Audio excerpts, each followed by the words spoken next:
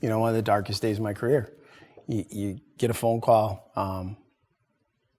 and your sergeant says to you, "Hey, where are you?" And I tell him, he says, "Can you get home?" I said, "What's going on?" He says, "We just had a mass shooting in our town." I really thought he was joking, because your brain is not really processed for that. I'll be home as soon as I can. You come home a couple hours later, and you see your officers, and I help do our peer support, and you see your officers with that 10,000 mile stare on their face.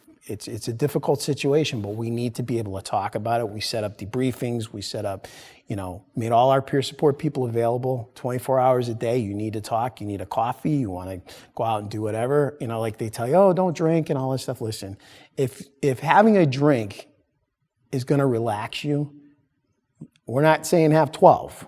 We're saying if having a drink and talking to your friend is what you normally do, why should you suddenly become on guard for that? That doesn't mean you have a drinking problem.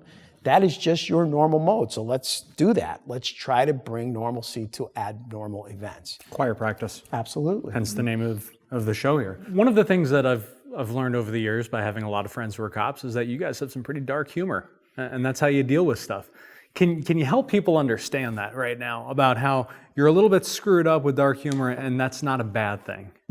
No, it's a well-documented defense mechanism, and it goes across all the emergency services. Firefighters, EMS, certainly police, state troopers.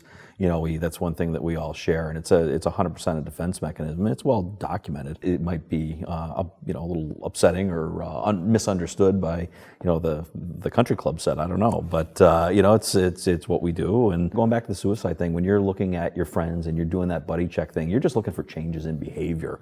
And if the guy who's always cracking a joke stops, there's a problem. And if the guy who never says a word starts, there's a problem, and you need to check on that.